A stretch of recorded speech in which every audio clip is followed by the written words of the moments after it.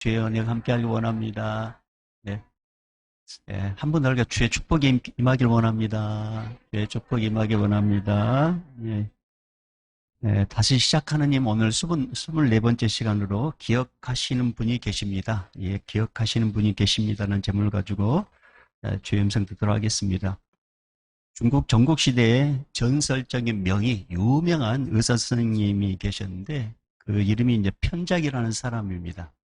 이 편작에 세 명의 형제들이 있었는데 이제 편작은 이제 막내였습니다. 어느 날 이제 위나라 문후왕이 이 전설적인 명의인 편작에게 이제 질문을 던집니다. 뭐라고 질문하냐면 그대 형제들은 모두 의술에 정통하다고 들었는데 누구의 의술이 가장 뛰어난가? 이에 이제 편작이 이렇게 대답합니다. 우리 맏형, 우리 큰형님이 으뜸이고 둘째 형이 그 다음이고 저는 가장 부족합니다. 이렇게 대답을 하는 거예요.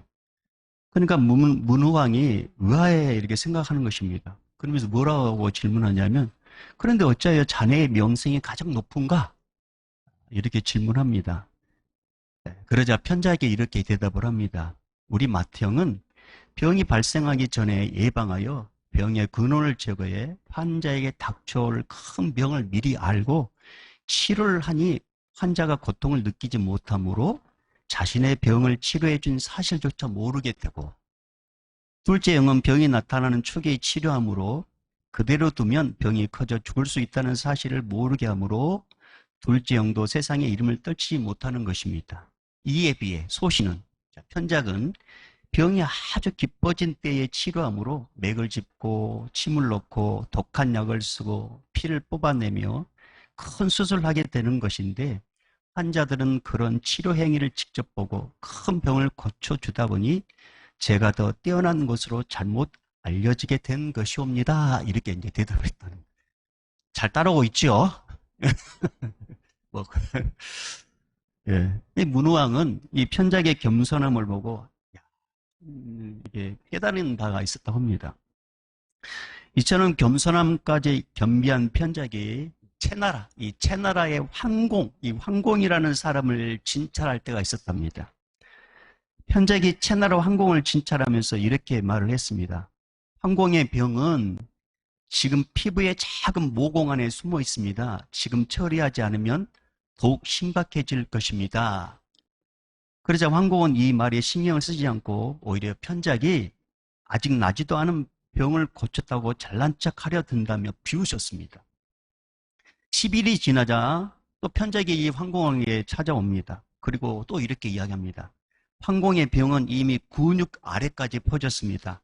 지금 치료하지 않으면 더 심각해질 것입니다. 그러자 황공은 여전히 아랑곳하지 않고 화를 냈습니다. 또 10일이 지나서 편작이 또 황공을 찾아옵니다. 그러면서 이렇게 이야기합니다. 황공의 병은 이미 위장과 창자에까지 미쳤습니다. 지금 치료하지 않으면 계속 더 심각해질 것입니다. 이 말 듣고 황공은 아직도 자기 성격을 버리지 못하고 편작을 본척 만척 해버립니다. 다시 10일이 지나서 또 편작이 어김없이 나타났습니다. 그는 황공을 보고 한마디도 하지 않고 고개를 떨구더니 그냥 그 자리에서 피해버립니다. 그 모습이 너무 이상해서 황공은 너무 초조해졌습니다. 갑자기 와서 말을 해야 될 것인데 그냥 뭐 고개 떨고 가버리니까 얼마나 초조해하지 않겠습니까? 그래서 얼른 사람을 보내가지고 편작이 왜 아무 말도 하지 않고 고개를 떨구고 이렇게 가버렸는지 그 이유에 대해서 물었습니다. 그랬더니 편작이 이렇게 대답을 했답니다. 예전에 병이 아직 피부에 미쳐 있을 때는 열찜질로 마사지만 하면 나을 수 있었습니다. 병이 근육 아래까지 파고들었을 때는 침과 뜸을 놓으면 되었습니다. 병이 창자와 위에 미쳤을 때는 약을 달여 먹으면 되었습니다. 이런 것들은 죄다 제가 고칠 수 있는 병이었습니다. 그런데 지금 병은 이미 골수까지 파고 들어갔고 이건 하늘의 뜻을 따라야 하는 영역입니다. 저는 아무런 손을 쓸 수가 없습니다. 그래서 황공에게 아무런 말도 못하고 저는 떠난 것뿐이었습니다. 그렇게 말했다는 것입니다. 드디어 이제 5일이 지나자 황공의 몸에 통증과 불편함을 느끼기 시작했습니다. 얼른 편적을 찾았지만 편적은 이미 진나라로 떠나버린 후였습니다. 황공은 결국 병을 치료하지 못하고 죽고 말았습니다. 황공은 당대 유명한 편적을 통해 몇 번의 기회가 주어졌지만 치료받을 수 있는 몇 번의 기회가 있었지만 귀담아 듣지 않고 오히려 거부한 그 이유로, 그 대가로 더 이상 꿈을 펼쳐보지 못하고 죽었다는 것입니다. 사실 이러한 일들은 역사 속에서만 일어난 게 아닙니다. 우리 주변에도 많이 일어나고 있습니다. 특히 보이는 현실은, 보이는 이 현실 세계는 보이지 않는 영적 세계가 어떻게 하나도 영향을 받게 된다는 것을 눈에 알려줘도 사람들이 귀담아 듣지 않습니다. 요한 3서 2절에 이런 말씀이 있잖아요. 사랑하는 자여, 네 영혼이 잘됨 같이 네가 범사에 잘되고 강건하길 내가 간구하노라. 이게 무슨 말이에요? 영적 세계 주인 되신 하나님과의 관계가 좋으면 이 땅에서 일도 잘 되고 육신도 건강해진다는 말 아닙니까? 근데 이걸 귀담아 듣지 않아요. 예를 들어서 설명해 보겠습니다. 역대상 4장 보면 야베스라는 사람이 나옵니다. 이 사람은 태어날 때부터 이미 아버지가 돌아가셨습니다. 어머니가 이름을 야베스라고 이름을 지었어요. 이 야베스 이름의 뜻이 수고로에 나왔다라는 거예요. 우리식으로 표현하면 차라리 나지 않았으면 좋았을 것인데 네가 태어난 것이 괴롭다라는 그런 의미입니다. 이 세상에 태어난 것은 환영받아야 되고 축하받아야 될 일 아닙니까? 근데 야베스는 환영받지 못했습니다. 오히려 엄마를 수고롭게 한 존재. 태어난 것이 가족 모두에게 부담이 되는 존재. 야베스가 점점 자라가면서 자기 자신이 그렇다는 것을 알게 됐을 때 이 야베스의 자존감은요 완전히 땅바닥에 내려갈 수밖에 없었던 것이죠. 이런 환경 가운데 자란 야베스의 가정은 한라한 관심이 늘 그득했습니다. 하루하루 사는 것이 고역이었습니다. 누군가의 도움을 받아야 살 수 있었습니다. 하나님을 섬기는 백성 가운데 살고 있었지만 야베스나 형제나 어머니는 그 하나님은 과거 조상들에게 만난 하나님, 과거 조상들에게만 일했던 하나님, 그 하나님은 우리 가정에 전혀 관심도 갖지 않는 하나님이라고 인식을 하고 있었기 때문에 어머니나 형제들은 하나님을 찾으려고도 하지 않았습니다.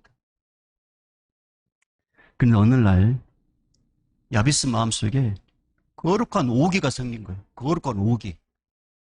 그 오기가 뭐냐면 조상의 역사에 있는 하나님.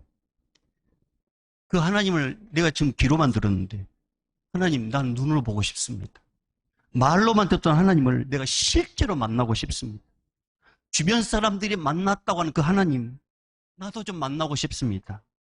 이런 거룩한 목적을 갖고 야베스는 자기의 가정 형편을 소소히 하나도 빠짐없이 하나님께 오기를 갖고 기도하기 시작합니다. 오직 하나님 한 분만 집중하고 소소하게 아뢰기 시작합니다. 언제까지? 하나님께서 응답할 때까지 믿음을 갖고 기도하기 시작합니다. 하나님께서 야베스의 그 간절한 마음을 이제 영적 세계에서 들으셨습니다. 영적 세계에서 이제 변화가 일어나게 되는 거죠. 그래서 어떻게 됐습니까? 역대상 4장 10절에 이렇게 기록되어 있습니다. 야베스가 이스라엘 하나님께 아뢰어 이르되 주께서 내게 복을 주시려거든 나의 지역을 넓히시고 주의 손으로 나를 도우사 나로 환난을 벗어나 내게 근심이 없게 하옵소서 하였더니, 자 이렇게 예를 쓰고 간절히 기도했더니 하나님이 그가 구하는 것을 허락하셨더라. 영적 세계가 변화되니까 땅에서 응답이 쏟아지게 됐다는 것입니다. 사랑하는 여러분, 하나님과의 관계가 회복되면 땅에서의 문제도 해결됩니다. 그래서 혹시 누군가가 여러분에게 예수님 제대로 믿어보자고 이렇게 뭔가 권면을 들었다면, 누군가를 통해서 성경 말씀대로 살아보라고 그런 권면을 들었다면, 그런 소리를 들었다면 하나님께서 당신에게 기회를 주시는 거예요. 당신에게 다시 시작할 수 있는 기회, 회복할 수 있는 기회를 주신 거라는 말입니다. 왜?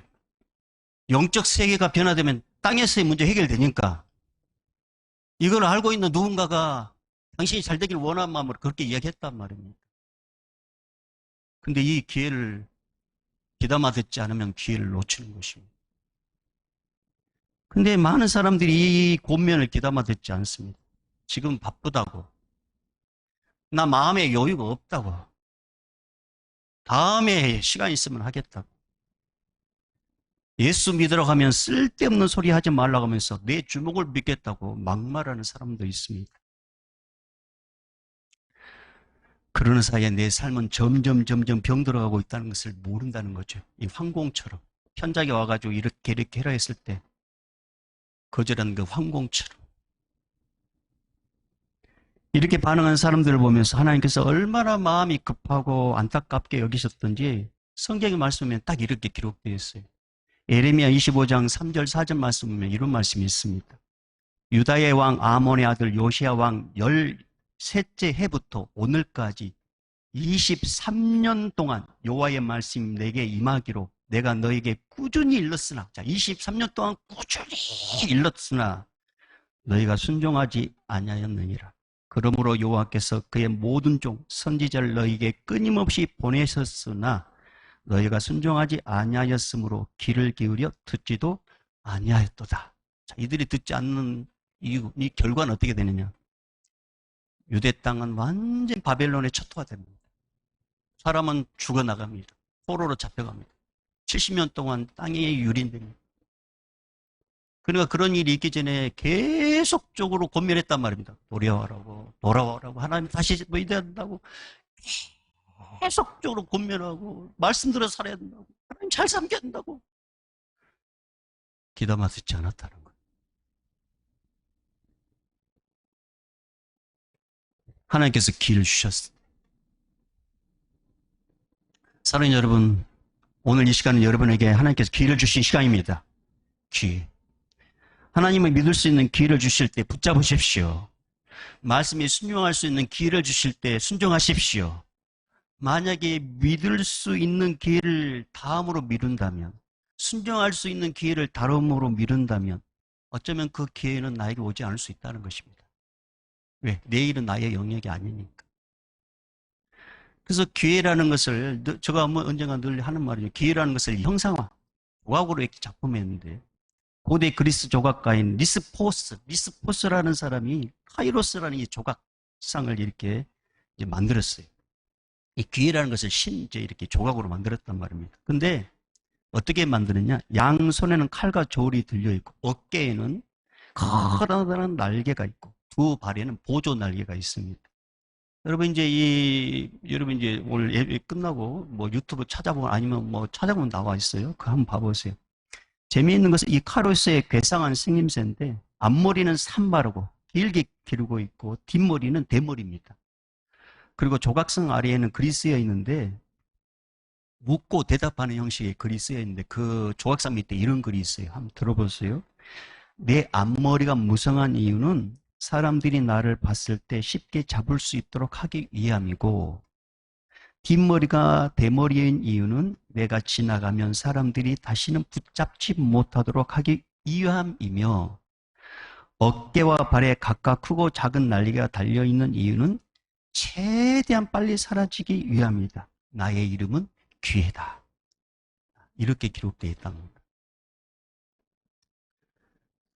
여러분 근데 참 이상한 것은 다시 시작할 수 있고 회복할 수 있는 이 기회를 줬을 때 어떤 사람은 단호하게 거절하는 사람이 있는 반면에 또 어떤 사람은 순수하게 받아들이는 사람이 있어요. 그 사람이 오늘 성경에 나와 있는데 그 사람이 누구냐? 오늘 성경 본문에 나오는 고넬료라는 사람입니다. 이 고넬료라는 사람은 유대인들이 봤을 때 지옥의 땔감이라고 생각하는 이방입니다. 이방인. 그것도 유대인들을 지배한 로마 제국의 백부장이었습니다. 그런데 하나님께서 어떤 이유인지 모르지만 그에게 하나님을 믿을 수 있는 기회를 줬어요. 하나님을 경외할 수 있는 기회를 줬단 말입니다. 그런데 그가 하나님을 믿었어요. 오늘 본문 1절, 2절 말씀 보면 고넬료라는 사람이 이렇게 소개를 하고 있단 말이에요. 자, 오늘 본문 1절, 2절로 가볼까요? 자, 시작. 가이사라에 고넬료라는 사람이 있으니 이달리아 부대라 하는 군대의 백부장이라 그가 경건하여 온 집안과 더불어 하나님을 경외하며 백성을 많이 구제하고 하나님께 항상 기도하더니, 자, 여러분 들어보세요. 정복한 나라의 사람이, 그것도 100명의 군사를 이끌고 있는 이 백부장이라는 사람이 피정복국, 다스림을 받는 나라에 하나님을 섬긴다는 것은 여러분 쉬운 일이 아니에요. 왜냐? 이때 당시만 해도요, 각 나라의 전쟁은 신들과의 전쟁이란 말입니다. 자기 나라가 전쟁에 있어 이기면 우리나라 신이 이긴 거예요. 저 나라의 신을. 신들과의 전쟁이에요. 근데 지금 유대 나라는 로마의 지배를 받고 있단 말이에요. 그렇다면 로마의 백부장 이 고넬료는 자기 나라의 신을 더 잘 믿어야 되는 거 아니겠습니까? 그런데 고넬료는 유대인이 믿는 하나님을 믿습니다. 로마의 시민이었지만 하나님과 유대인들이 히브리 사상, 또 그들이 가르친 율법, 그러면서 피종복면으로 살고 있지만 뭔가 달랐다는 것이죠. 그러면서 점점 관심을 갖게 됐고, 아, 저 사람들이 믿는 이 하나님이란 분을 믿는구나. 그러면서 하나님에 대해서 이제 받아들이게 됐다는 것입니다. 그러면서 이 사람이 점점 스펀지에 물이 스며들듯이 하나님을 경외하는 삶으로 바뀌게 됩니다. 그러면서 하나님을 경외하게 됩니다. 할렐루야. 이게 하나님의 은혜였단 말입니다. 점점 스펀지에 물이 스며들듯이 하나님을 향한 관심에서 점점 하나님을 섬기는 자가 됐단 말입니다. 이처럼 하나님의 은혜로 이제 하나님을 섬기는 이 고넬료에게 눈여겨볼 만한 삶이 있는데, 오늘 2절을 보면 이렇게 기록됐어요. 다시 2절 한번 볼까요? 자, 2절 시작. 그가 경건하여 온 집안과 더불어 하나님을 경외하며 백성을 많이 구제하고 하나님께 항상 기도하더니, 자, 이 2절 유진 피턴스 쓴 메시 성경이 이렇게 기록되어 있습니다. 그는 자기 집안 사람들 모두가 하나님 앞에서 예배하며 살도록 이끌었다.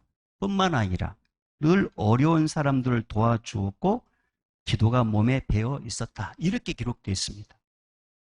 그러니까 이방이었던 이 고넬료가 하나님을 믿게 되자 이 삶에서 이제 세 가지 변화가 일어나게 됩니다. 세 가지 변화. 첫째는 뭐냐면 하나님의 은혜를 깨달은 이 고넬료가 자기만 믿는 것이 아니라 온 가족이 믿도록 했다는 것입니다. 온 가족이. 여러분 잘 생각해 보십시오. 고넬료가 온 가족 하나님께 예배하고 하나님 믿도록 이렇게 섬기도록 이끌었다는 것은 고넬료의 삶이 뭔가 달라졌다는 것입니다. 고넬료의 삶. 남편으로서, 아버지로서 흠이 없는 삶. 하나님을 믿음으로써 뭔가 달라지는 삶. 그래서 아내가 봤을 때, 자식들이 봤을 때, 우리 아버지가 예전보다 뭔가 달라졌네? 알고 봤더니 하나님을 섬기게 됐다는 거죠. 그러니까 아버지가 믿는 하나님. 그래서 고넬료가 하나님을 섬기자고 했을 때 거절하지 않고 같이 섬겼다는 것입니다. 만약에 평소에 이 남편이 고넬료가 아내를 함부로 대했거나 난폭했다거나 인격을 무시한 행동을 했다거나 그러면 하나님 믿겠어요? 하나님을 믿는 이 고넬료가 믿기 전에 또 하나님 믿는다 하면서도 하나님 믿는다고 하면서도 문란한 삶을 했다거나 절제하지 않는 그런 삶을 했다면 아내나 자식들이 하나님을 믿었겠습니까? 그렇지 않았다는 거죠. 고넬료가 점점 하나님을 믿어가면서 그의 삶이 변화되는 것을 가족들이 본 거예요. 아내가 보고 자식들이 본 거예요. 그래서 남편 고넬료가 하나님 믿자라고 했을 때 같이 온 가족이 함께 하나님을 경외하는 믿음의 가정이 됐다는 것입니다. 그래서 먼저 믿는 자가 중요한 거예요. 그래서 남편이 중요한 거예요. 늘 하는 이야기지만 자식들이 왜 중도의 신앙을 포기하느냐? 이중적인 부모의 모습을 보고서 그런 것입니다. 교회의 생활과 가정 생활이 너무 다르다. 우리 아버지는 왜 목회자도 다르지 않습니다. 그래서 어떤 사모님이 이불을 가지고 강대상에 왔다 그러잖아요. 왜냐하면 강대상에 서 있는 남편이 설교할 때는 그렇게 천사처럼 그렇게 잘해주는데 집에 오면은 폭군으로 변하니까 자기 남편이 강대성이만 살죠. 그래서 여기 이불 갖고 여기서 살고 싶다. 목사라고 다르지 않습니다. 그러니까 이 고넬료는 하나님을 경외하면서 자기 삶이 달라지면서 그러면서 자식들에게 남편에게 아내에게 같이 믿자고 했을 때 함께 하나님을 경외하는 믿음의 가정이 됐다는 거죠. 그런 가정이 되기를 소망합니까? 예. 그럼 그렇게 될 줄로 믿습니다. 앞으로 그렇게 더 잘 될 것입니다. 네, 우리 연약하면 아니까. 두 번째, 달라진 삶은 어려운 이유, 특히 피정복군, 이 유대인들 가운데 가난한 자를 보면 오늘은 이상하게 지나치지 못했습니다. 같은 이 지배를 당하는 유대인들 가운데 가난한 자들 보면 막 도와주고 싶었습니다. 그리고 도와줬습니다. 그것도 한두 번이 아니고 지속적으로 도와줬습니다. 지속적으로. 여러분 이렇게 도와주도록 돕는 분이 역사하신 분 누군지 아세요? 우리 하나님이십니다. 하나님이십니다. 더군다나 로마 시민 가운데 도와준 게 아니라 지배를 당하고 있는 유대인 가운데 어려운 삶을 도와줬다는 것은 진짜 하나님께서 이렇게 일을 하시는 거예요. 그래서 여러분, 여러분 삶이 뭔가 좀 부족하고 뭐 어렵고 없을 때 하나님께 찾아보십시오. 하나님. 그럼 하나님은 다른 사람을 통해서 일을 또 이렇게 채워주신 걸 경험하게 될 것입니다.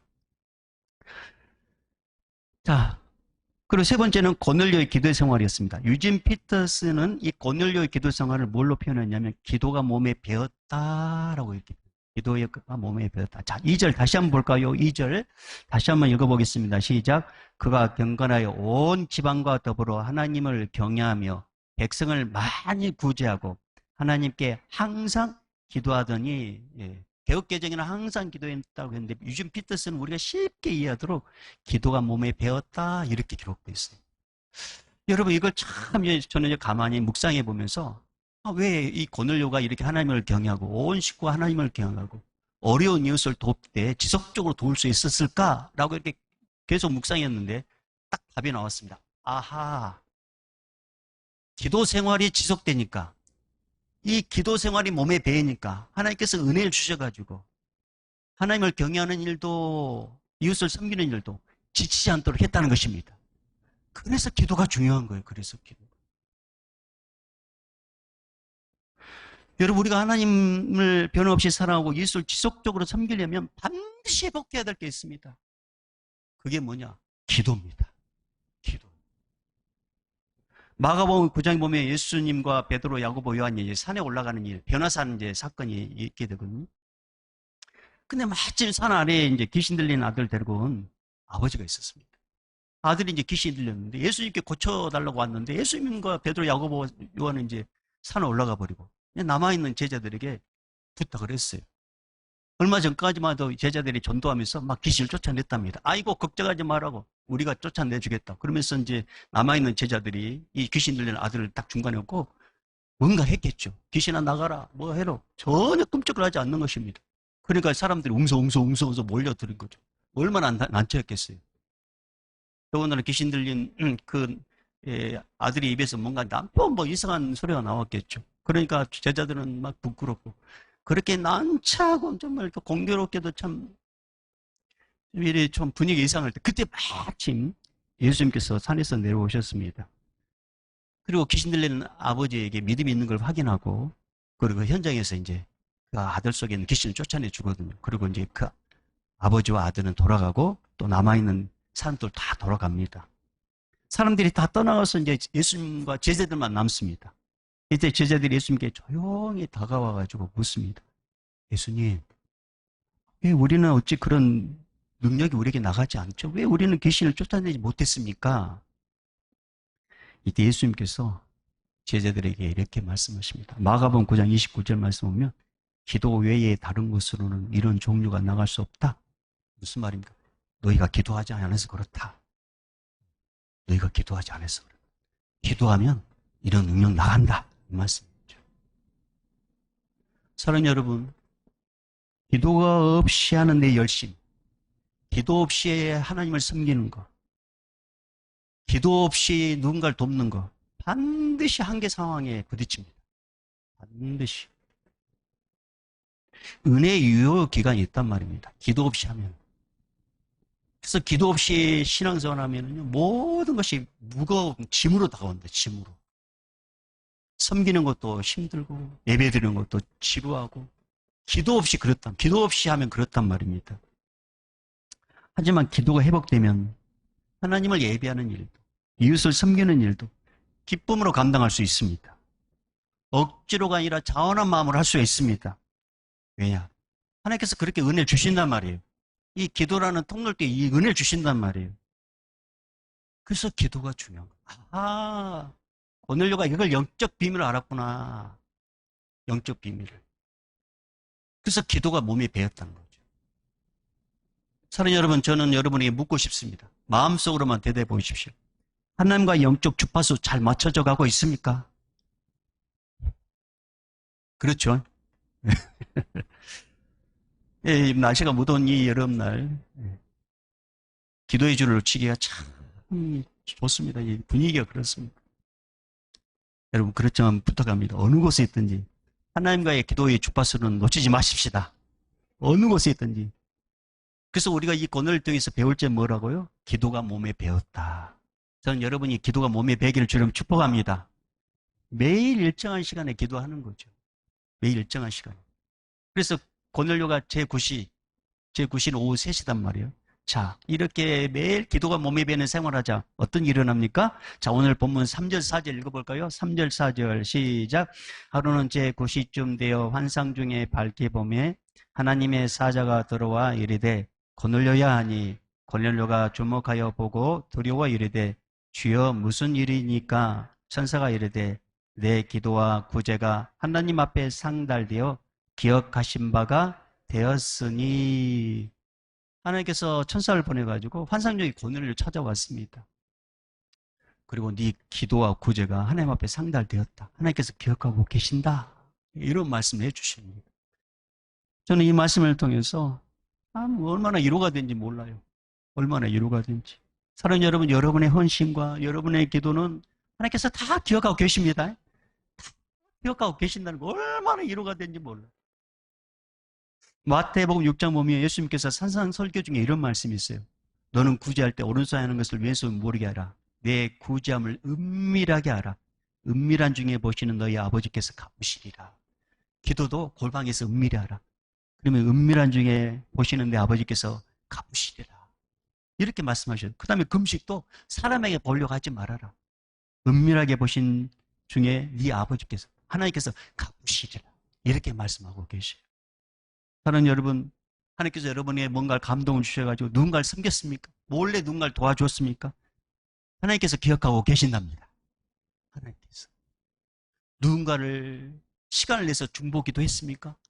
하나님께서 그걸 기억하고 계신대요. 여러분, 그게 얼마나 위로가 된지 몰라요. 우리 하나님은 기억만 하고 계신 분이 아니십니다. 입 딱 닫지 않습니다. 오해하지 마세요. 하나님을. 반드시 하나님께서 인생 어느 시점에 갚아주신단 말이에요. 오늘 본문이 그렇단 말이에요. 고넬료 가정에 하나님께서 뭔가 주시려고 일을 작정합니다. 그 일의 시작이 뭐냐? 요바에 있는 베드로를 청해라. 이게 이제 시작이 된 것입니다. 자, 그게 5절이에요. 자, 우리 마지막 5절 읽어볼까요? 시작. 내가 지금 사람들 요바에 보내어 베드로라는 시몬을 청하라. 자, 이제 이 가정에 뭔가 좋은 일이 이제 일어나게 됩니다. 이 좋은 일이. 평소에 헌신하고 섬기고 구제했던 것을 하나님께 기억하셔가지고 때가 되니까 좋은 것을 주시려고 베드로를 청하게 되는데 이 좋은 것이 뭐냐? 결국은 복음이고 이제 앞으로 보겠지만 성령님이십니다. 이걸 주시려고 세상에 그 어떤 것보다도 가장 좋은 것, 내가 예수 믿고 구원받았다는 사실, 할렐루야. 그리고 성령님이 나와 함께 한다는 것, 이 좋은 걸 주시려고 요바에 있는 베드로를 청해라고 이제 이 일을 시작하게 된 거예요. 사랑하는 여러분, 저는 여러분 가정에 좋은 일이 있기를 좀 축복합니다. 그러려면 예수님을 초청하십시오. 그리고 성령님을 인정하십시오. 성령님을 환영하십시오. 성령님 영접하십시오. 그러면 좋은 일이 펼쳐지게 될 것입니다. 그 주인공 되기를 주 이름으로 축복합니다. 할렐루야. 이제는 우리 주 예수 그리스도의 은혜와 하나님 아버지의 한량없는 사랑하심과 성령님의 감화, 감당, 교통 충만하심이 하나님께서 우리의 모든 것을 기억하시고 때가 되면 갚으시고 때가 되면 보고 역사하신다는 것을 믿고 하나님 남을 의식하지 않냐고 하나님께서만 보신다면 하나님 나는 이렇게 구제하고 섬기는 일 멈추지 않겠습니다. 그렇게 결단한 우리 성도들의 그 결단과 앞길과 그 소망에 오늘 또 땅까지 복음을 증거하는 선교사님들과 최전방에서 일하는 우리 의료진들과 또 155마일을 지킨 우리 군인들과 또 우리 이 예배 현장에 있는 우리 다음 세대들 함께하지 못하고 영상을 예배드린 우리 권속들과 우리 청년 세대들 위해 오늘도 다음 세대를 위해서 예수로 선 우리 모든 교사분들 머리 위에 이제부터 영원히 있을지어다. 아멘.